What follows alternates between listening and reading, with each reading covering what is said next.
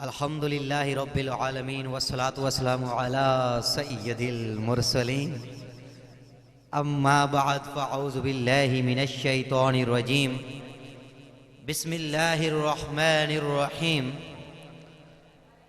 ایک یہ جہاں ایک وہ جہاں، ان دونوں جہانوں کے درمیان بس فاصلہ ہے ایک سانس کا، جو چل رہی ہے تو یہ جہاں، جو رک گئی تو وہ جہاں، سانسوں کی اس مالا میں پرولو موتی درود کے، پھر یہ جہاں ہو یا وہ جہاں، ساتھ ہوں گے تاجدار دو جہاں۔ ان پہ لاکھوں کروڑوں درود و سلام، ان پہ لاکھوں کروڑوں درود و سلام۔ اور میرے امام نے کہا کہ ہم نے خطا میں نہ کی، تم نے عطا میں نہ کی، کوئی کمی سرورا تم پہ کروڑوں درود، کر کے تمہارے گناہ مانگیں تمہاری پناہ، تم کہو دامن میں آ تم پہ کروڑوں درود۔ اصول برکت کے لیے پڑھیے الصلاۃ والسلام علیکہ یا رسول اللہ وعلی آلکہ واصحابکہ یا حبیب اللہ، الصلاۃ والسلام علیکہ یا نبی اللہ وعلی آلکہ واصحابکہ یا نور اللہ۔ ایک بات ذہن میں بٹھا لیجئے، جب بھی کبھی مسجد میں آنے کی سعادت ملے تو یاد آنے پر اعتکاف کی نیت کر لینی چاہیے۔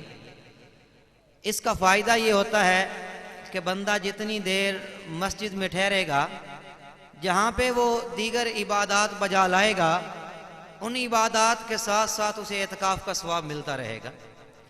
اس کا طریقہ یہ ہوتا ہے، عربی میں پڑھ لیا کریں نویت سنت الاعتکاف، نہیں تو اپنی دل میں ارادہ کر لیا کریں کہ میں نے اعتکاف کی نیت کی، آپ معتکف ہو گئے۔ اور یہاں ایک شرعی مسئلہ بھی ذہن نشین کر لیجئے، اکثر محافل مسجد کے اندر ہوتی ہیں تو وہاں پہ لنگر کا انتظام بھی ہوتا ہے، تو محفل کے اختتام پہ لوگ مسجد میں بیٹھ کے لنگر کھانا بھی شروع کر دیتے ہیں۔ تو شرعی مسئلہ یہ ہے کہ مسجد کے اندر کھانا پینا سونا یہ شرعاً جائز نہیں ہے۔ ہاں اگر اعتکاف کی نیت کر رکھی ہوگی تو پھر کھانا پینا اور سونا یہ جائز ہو جائے گا، لیکن امیر اہل سنت اس کی مزید وضاحت میں فرماتے ہیں صرف کھانے پینے اور سونے کے لیے اعتکاف کی نیت نہیں کی جا سکتی، بلکہ اعتکاف کی نیت اللہ کی رضا اور حصول ثواب کے لیے کر لیں۔ اب کوئی سی عبادت کر لیں، یعنی ایک بار درود پاک پڑھ لیں، اب چاہیں تو کھا پی اور سو بھی سکتے ہیں۔ درود پاک پڑھنے سے پہلے ہم نے کچھ اشعار پڑھے۔ میرے امام فرماتے ہیں کہ ہم نے خطا میں نہ کی، تم نے عطا میں نہ کی، کوئی کمی سرورا تم پہ کروڑوں درود۔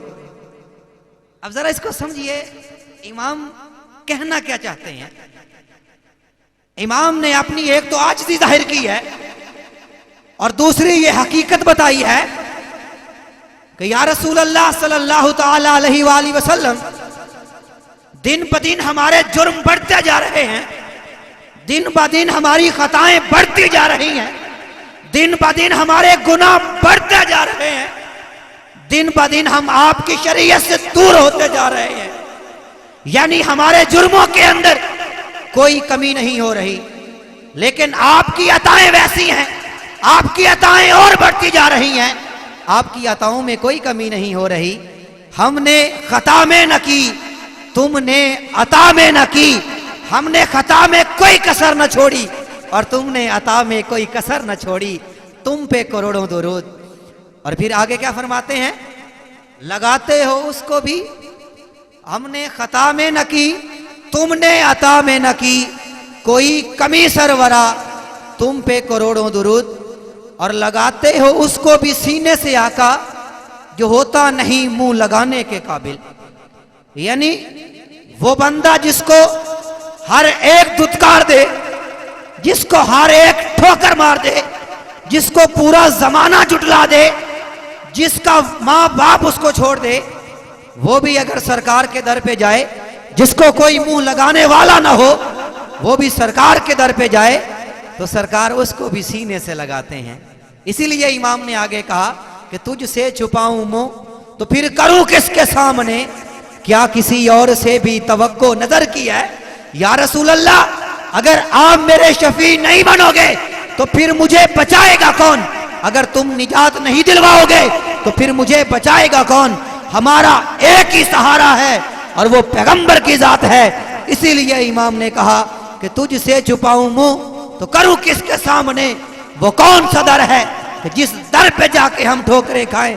ایک یہ در مصطفیٰ ہے جہاں شفاعت کی امید ہے، جہاں نجات کی امید ہے، جہاں کامرانی و کامیابی کی امید ہے۔ تبھی امام نے کہا کہ تجھ سے چھپاؤں منہ تو کروں کس کے سامنے؟ کیا کسی اور سے بھی توقع نظر کی ہے؟ تو پھر یہ محبت کا تقاضا بنتا ہے کہ پیغمبر کی ذات پر کثرت سے درود و سلام پڑھا جائے۔ اصول برکت کے لیے پھر پڑھیے الصلاۃ والسلام علیکہ یا رسول اللہ وعلی آلک واصحابک یا حبیب اللہ۔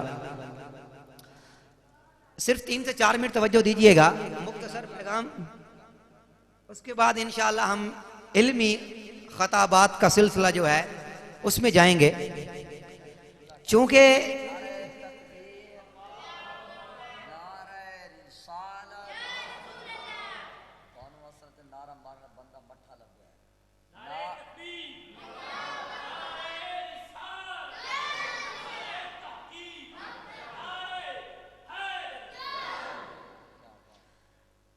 کیونکہ یہ جو محفل ہے اس کا پس منظر یہ ہے کہ ایک صاحب، ہمارے دوست، ہمارے رفیق، ہمارے حبیب شاہد الرحمان سیالوی صاحب ناموس رسالت کی خاطر وہ پس زنداں گئے، اور جب ان کی رہائی یہ عمل میں آئی تو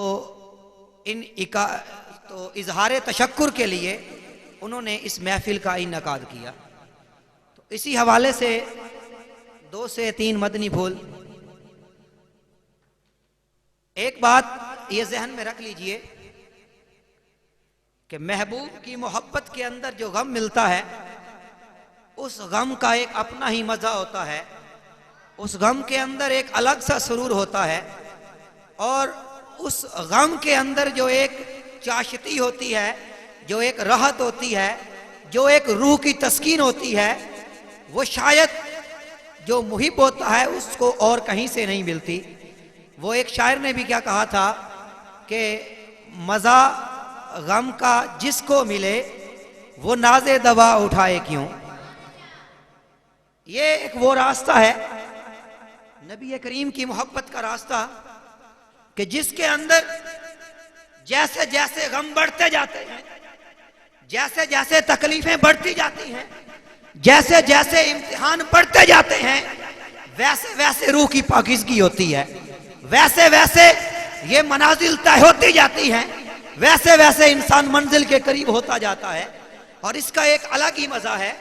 ایسے ہی تو نہیں تھا کہ حضرت بلال کو دہکتے کوئلوں پہ لٹایا جاتا تھا، لیکن ان کی محبت بجائے کم ہونے کے اور بڑھ جاتی تھی، ان کو تپتی ہوئی ریت پہ لٹایا جاتا تھا، ان کی محبت بجائے کم ہونے کے اور بڑھ جاتی تھی، کیونکہ اس راہ کے اندر جتنی تکلیفیں پہنچتی ہیں انسان منازل میں اتنی بلندی اختیار کرتا ہے۔ تو یہ جو غم مصطفیٰ جس کو مل جائے پھر یہ اس کے لیے کائنات کی بڑی سی بڑی خوشی ہے۔ خیر ہمیں تو یہ تجربہ نہیں ہوا ابھی تک، ہم تو اس سعادت سے محروم ہیں کہ ناموس رسالت کی خاطر ابھی تک ہمیں ہتھ کڑی پہننے کا موقع نہیں ملا، ابھی تک پس زندہ جانے کا موقع نہیں ملا، لیکن ایک بات ہم پورے وثوق سے کہتے ہیں کہ جتنا مزہ ایک عاشق رسول کو محبت رسول کے اندر ہتھ کڑی پہننے میں آتا ہے، شاید اتنا مزہ ایک دلہن کو شب عروسی میں ہاتھوں میں کنگن پہنتے ہوئے بھی نہیں آتا ہوگا۔ مزہ جسے درد کا ملا وہ ناز دوا اٹھائے گی۔ تو یہ تو مقدر کی بات ہے، یہ قسمت کی بات ہے، اور ناموس رسالت کا مسئلہ اور ختم نبوت کا مسئلہ یہ انتہائی حساس مسئلہ ہے۔ اب اس کی حساسیت ذرا یہاں سے سمجھ لیجئے کہ جب ختم نبوت کی بات آئے یا ناموس رسالت کی بات آئے تو پھر اسلام اپنے ہی بنائے ہوئے قانون توڑ دیتا ہے۔ जैसे जब खत्म नबूवत पे डाका मारा गया तो हजरत सदीक अकबर ने अपना ही बनाया हुआ असूल तोड़ दिया। आपने फरमाया था कि जो बदरी सहाबा हैं वो तबरुकात हैं, उनको सिर्फ ज़ियारत के लिए रखा जाएगा, उनकी ज़ियारत की जाएगी। लेकिन जब बात खत्म नबूवत की आई तो फिर सदीक अकबर ने अपना ही बनाया हुआ असूल तोड़ दिया। और इसी तरह जब इज्जत रसूल का मामला आता है तो फिर अगरचे गुस्ताखे रसूल हरमे काबा के अंदर बैतुल्लाह के पर्दों में छुपा हो तो फिर उसको वहां भी कत्ल किया जाता है, अगरचे वहां एक मक्खी को भी नहीं मारा जा सकता। लेकिन जब मामला नबी की इज्जत का है तो फिर इस्लाम अपने ही कानून बदल देता है, क्योंकि इस कायनात के वजूद का सबब ही ज़ात मुस्तफ़ा है और इस कायनात की तख्लीक का सबब भी ज़ात मुस्तफ़ा है। इस कायनात के अंदर अगर जान है, इस कायनात के अंदर रूह अगर है तो वह ज़ात मुस्तफ़ा की वजह से है। लिहाजा नामूस रिसालत के मामले पे चाहे कोई जिस दर्जे का मुसलमान हो, भले वो कोई जाहिद हो, भले कोई गुनाहगार हो, भले कोई बहुत बड़ा आला दर्जे का मुसलमान हो या एक कम दर्जे का मोमिन हो, कोई छोटा हो, बड़ा हो, गरीब हो, अमीर हो, मर्द हो या औरत हो, जब मामला नामूस रिसालत का आता है तो फिर हर एक अपनी जान तक देने को तैयार हो जाता है। और ये एक वो मामला है कि जो बंदे को एक लम्हे के अंदर कहां से कहां पहुंचा देता है। बड़ी मशहूर मिसाल अक्सर उलमा आपको देते हैं इल्मुद्दीन शहीद की। एक ही तो काम किया था और वही एक काम उनको क़यामत की सुबह तक जिंदा और जावेद कर गया। ये मामला ही ऐसा है। अब यहाँ पे कुछ लोग एतराज़ात उठाते हैं, कुछ लोग तानो तशनी करते हैं और वो दीन की एक नई तशरीह करना चाहते हैं, दीन के बारे में कुछ नई मालूमात देना चाहते हैं। याद रखिए, जब सरकार की नमूस की बात आ जाएगी तो फिर किसी तरह का कोई समझौता नहीं हो सकता। और वो लोग जो मैदान अमल में जाते हैं वो तो हकीकी मुजाहिद हैं, वो हकीकी हीरो हैं इस मिल्लत के, इस कौम के। लेकिन वो लोग जो उनकी हिमायत में बोलते हैं उनको भी हम अच्छा कहते हैं, लेकिन ताज्जुब होता है उन लोगों पर जो उन लोगों पे अपनी जुबानें खोलते हैं जो अपने बीवी बच्चों को छोड़कर, अपने घर बार को छोड़कर, हर चीज को छोड़कर वो मैदान अमल में जाते हैं। तो हमें इसके बारे में गौर व फिक्र करना होगा और उन लोगों की पहचान करनी होगी कि जो नमूस रिसालत के मामले में दोगले रवैया अपनाते हैं। अल्लाह करीम से दुआ है वो हमें इस मामले की हिसासियत को समझने की तौफीक अता फरमाए। अल्लाह करीम हमें दारैन की सआदतें अता फरमाए। आमीन बिजाह नबी।